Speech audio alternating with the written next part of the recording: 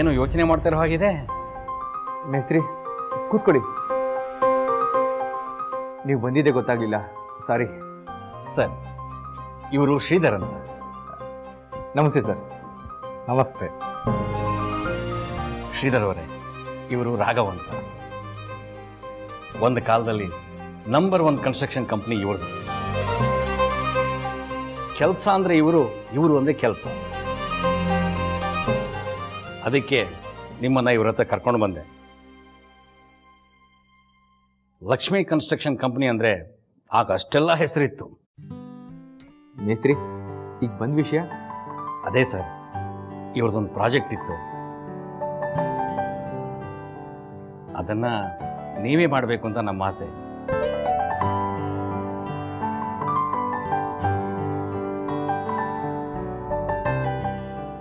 ನಿಮ್ಮ ಕೈಗುಣ ಎಂಥದ್ದು ಅಂತ ಇವರಿಗೆ ನಾನು ಹೇಳಿದ್ದೀನಿ ಸರ್.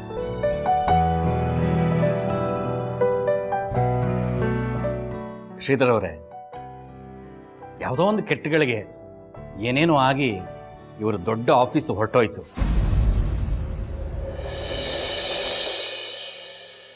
ಆದರೆ ಯಜಮಾನರು ಮಾತ್ರ ಕುಗ್ಲೇ ಇಲ್ಲ.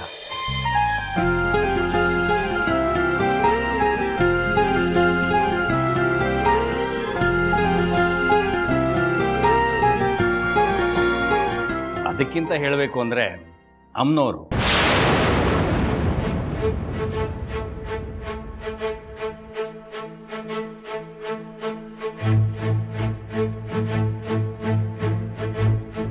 ಅಂದರೆ ಇವ್ರ ಹೆಂಡತಿ ಲಕ್ಷ್ಮಮ್ಮನವರು.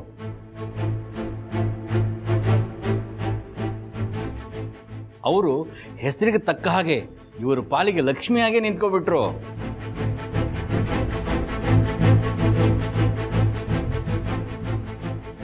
ಇವರ ಕಷ್ಟ ಕಾಲಕ್ಕೆ ತಾನೂ ನಿಂತು ಕಷ್ಟಪಟ್ಟು ದುಡಿದು ಈ ಆಫೀಸ್ ಮಾಡಿಕೊಟ್ರು.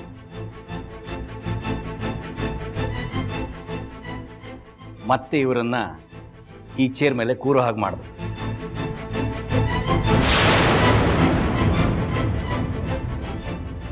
ನೀವು ಅವ್ರನ್ನ ಟಿವಿಯಲ್ಲೆಲ್ಲ ನೋಡಿರ್ತೀರಾ.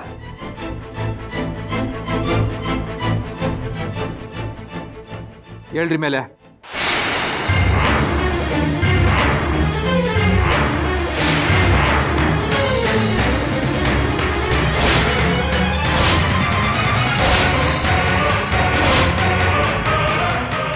ಹೇಳ್ರಿ ಮೇಲೆ.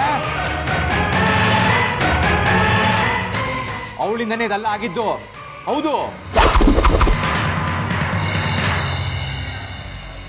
ಹಾಗಿದ್ರೆ ಒಂದು ಕೆಲಸ ಮಾಡಿ, ನೀವು ಹೋಗಿ ಅವಳ ಹತ್ರನೇ ಪ್ಲಾನ್ ಹಾಕ್ಸ್ಕೊಳ್ಳಿ.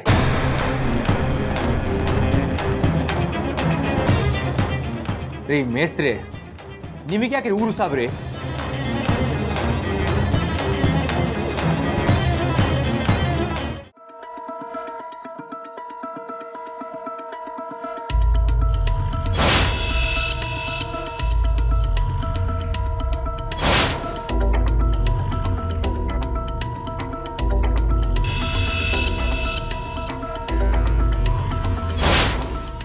ನಾನು ಏನು ಕೇಳ್ತಾ ಇದ್ದೀನಿ?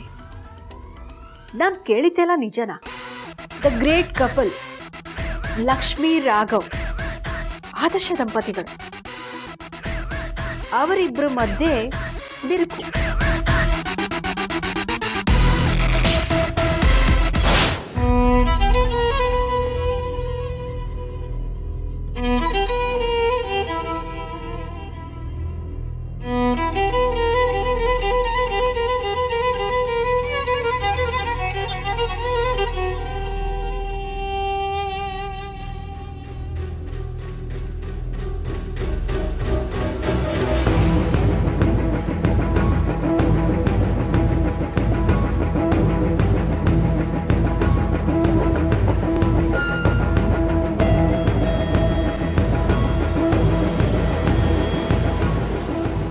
ಈ ಮಟ್ಟಕ್ಕೆ ಬಂತು ಪ್ರೀತಿ ಅನ್ನೋದು. ಇಷ್ಟು ವರ್ಷ ನಾನಿಲ್ಲದೆ ಊಟ ಮಾಡಲ್ಲ ಅಂತಿದ್ದೋಳು ಇವತ್ತು ನನ್ನ ಬಿಟ್ಟು ಊಟ ಮಾಡಿ ಮಲಗಿದ್ದಾಳೆ.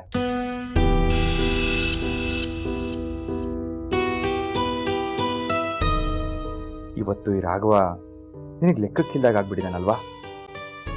ನಾನಂದ್ರೆ ನಿನಗಷ್ಟು ತಾತ್ಸಾರನ ಲಕ್ಷ್ಮಿ?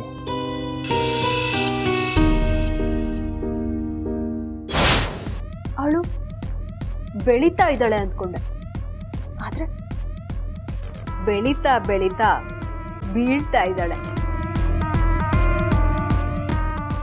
ಅವಳನ್ನ ನೋವಿಸ್ಬೇಕು, ಸಾಯಿಸ್ಬೇಕು ಅಂತ ಏನೇನೆಲ್ಲ ಮಾಡ್ದೆ, ಆದ್ರೆ ಅದೆಲ್ಲದರಲ್ಲೂ ಅವಳೇ ಗೆದ್ಲು. ಈಗ ನಾನು ಬಯಸ್ದೇ ಇರೋಂಥ ಗೆಲುವು ನನ್ನನ್ನೇ ಹುಡ್ಕೊಂಡು ಬರ್ತಾ ಇದೆ. ಈಗ ನಾನೇ ಗೆಲ್ತಾ ಇದ್ದೀನಿ.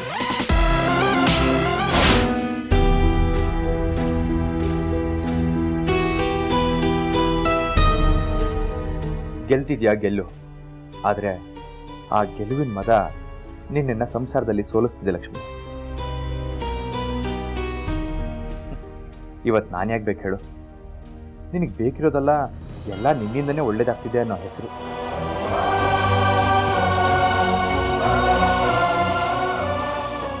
ಅದಷ್ಟೇ ನಿನಗೆ ಬೇಕು. ಹೌದು, ಅದಷ್ಟೇ ನನಗೆ ಬೇಕಾಗಿತ್ತು. ಅವರಿಬ್ರು ಮತ್ತೆ ಇಂಥದೊಂದು ಬಿರುಕು ಮೂಡೋದು ಅಷ್ಟೇ ನನಗೆ ಬೇಕಾಗಿತ್ತು. ನಾನು ಯಾವತ್ತೂ ಅಂದ್ಕೊಂಡಿರ್ಲಿಲ್ಲ ಇಂಥ ಒಂದು ಬದಲಾವಣೆ ಬರಬಹುದು ಅಂತ. ನಾನು ಯಾವತ್ತೂ ಅಂದ್ಕೊಂಡಿರಲಿಲ್ಲ ಇಂಥ ಒಂದು ಬದಲಾವಣೆ ನಿನ್ನಲ್ಲಾಗುತ್ತೆ ಅಂತ. ಇಂಥ ಚಿಕ್ಕ ಚಿಕ್ಕ ತಾತ್ಸಾರಗಳಿಂದನೇ ನೀ ನನ್ನನ್ನು ದೂರ ಮಾಡ್ತಿದ್ದೆ ಲಕ್ಷ್ಮಿ.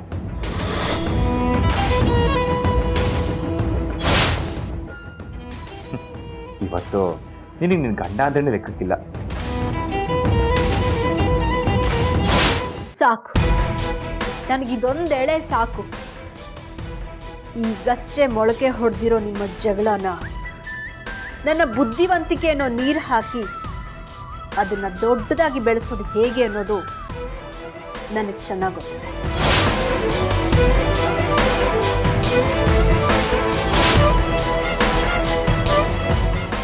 ಇನ್ನು ಮುಂದೆ ನಿಮ್ಮಿಬ್ರು ಕಥೆನ ಹೊಸದಾಗಿ ನಾನು ಶುರು ಮಾಡ್ತೀನಿ.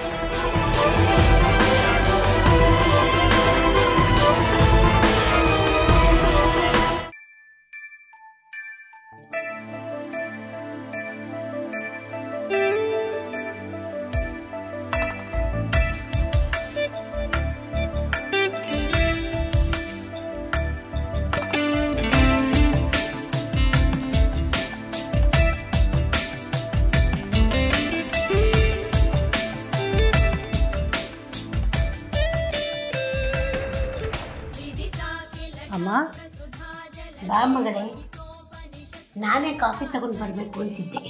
ಇದೆಲ್ಲ ನೀವ್ಯಾಕೆ ಮಾಡೋಕ್ಕೆ ಹೋದ್ರಿ? ನಾನು ಹೇಳೋದು ಸ್ವಲ್ಪ ಲೇಟ್ ಆಯಿತು. ಅದು ಮಾತ್ರೆಗಳನ್ನ ತೊಗೊಂಡಿದ್ನಲ್ಲ, ಅದಕ್ಕೆ ನಿದ್ದೆ ಬಂದ್ಬಿಡ್ತು. ನೀನು ಮಾತ್ರೆಗಳು ತಗೊಳ್ಳೋದು ಯಾತಕ್ಕೆ ಹೇಳು? ಗಾಯ ವಾಸಿ ಆಗೋದಕ್ಕೆ. ನೀನು ಇಷ್ಟೆಲ್ಲ ಕೆಲಸ ಮಾಡಿದ್ರೆ ನೋವು ವಾಸಿ ಆಗುತ್ತಾ? ಮಾತ್ರೆಗಳು ತಗೊಳ್ಳೋದು ದಂಡ ತಾನೇ. ಹೀಗೆ ಈ ಕೆಲಸನೆಲ್ಲ ಯಾಕಮ್ಮ ಮಾಡ್ತೀಯ? ಸ್ವಲ್ಪ ಸುಧಾರಿಸ್ಕೋ, ಆಮೇಲೆ ಎಲ್ಲ ಮಾಡಿದೆ ಅಂತೆ. ಹೊರಗೂ ಕೆಲಸ ಮಾಡಿಕೊಂಡು ಒಳಗೂ ಈ ತಾಪತ್ರೆಗಳನ್ನೆಲ್ಲ ನಿಭಾಯಿಸಿದೀಯಾ? ಏನು ನಮ್ಮ ಯಜಮಾನ್ರು ಎದ್ಬಿಟ್ಟಿದ್ದಾರೆ?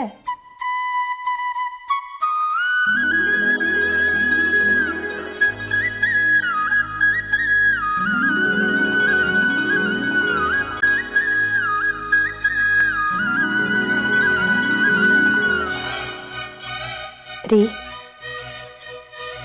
ಕಾಫಿ ರೆಡಿ ಇದೆ. ಲಕ್ಷ್ಮಮ್ಮ, ಶಿವ ಪೂಜೆಲಿ ಒಂದು ಕರಡಿ ಬರ್ತಾ ಇದೆ, ಒಳಗೆ ಬರ್ಬೋದಾ? ಬನ್ನಿ ಅಣ್ಣ. ಮೊನ್ನೆ ಸೆಮಿನಾರಲ್ಲಿ ನಮ್ಮ ಪ್ರಾಡಕ್ಟ್ನ ಹೊರದೇಶದಲ್ಲಿ ಡಿಸ್ಟ್ರಿಬ್ಯೂಟ್ ಮಾಡ್ತೀನಿ ಅಂತ ಒಪ್ಕೊಂಡಿತ್ತಲ್ಲ ಒಂದು ಕಂಪ್ನಿ, ಆ ಕಂಪ್ನಿ ಪ್ರೊಪ್ರೈಟರ್ ಬಂದಿದ್ದಾರೆ. ಹೌದಾ? ಪಾಪ ಕೆಳಗಡೆ ಕಾಯ್ತಾ ಇದ್ದಾರೆ. ಸರಿ ಅಣ್ಣ. ರೀ, ಕಾಫಿ ಕುಡಿದು ಬೇಗ ರೆಡಿ ಆಗಿಬಿಡಿ.